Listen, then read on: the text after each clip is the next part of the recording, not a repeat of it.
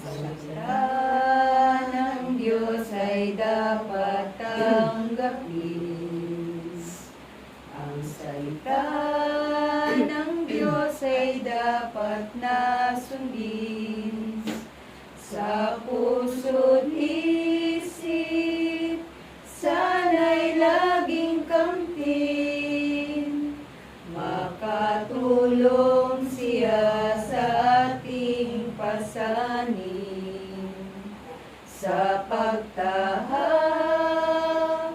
dito sa mundo, maraming pagsubok ang matatamo. Pakinggan mo, isabuhay mo, ang salita ng Diyos ang tanging gabay mo. Ang mabuting balita ng ating Panginoon ayon kay San Mateo. Papuri sa iyo, Panginoon.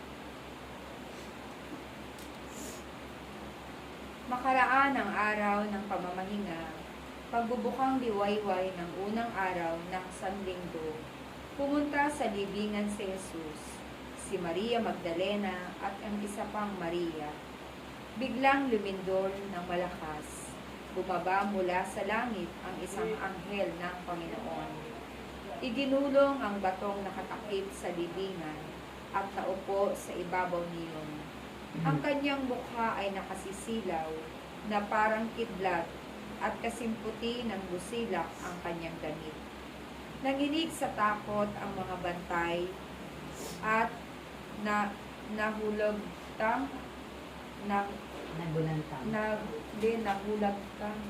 nahulagtang animoy patay nang makita ang anghel.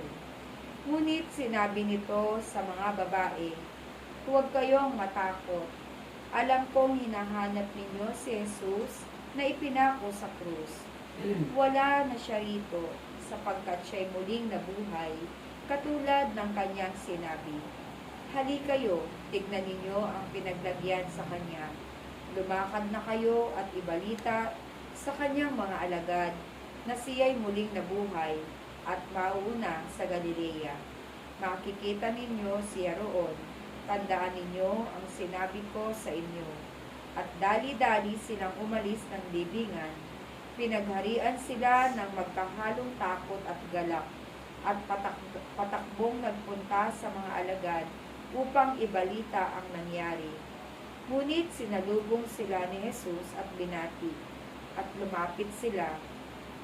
Niyakap ang kanyang paa at sinamba siya. Sinabi sa kanila ni Jesus, "Huwag kayong matakot.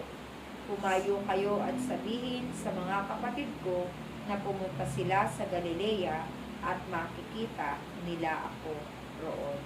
Mga kapatid, ang mabuting balita ng ating Panginoon. Pinupuri ka namin, Panginoong Jesucristo. Ang salita ng Diyos ay dapat tanggapin. Ang salita ng Diyos ay dapat na sundin. Sa puso't isip, sana'y laging kamtin.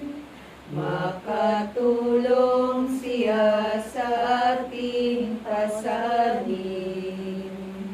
Sa pagtahak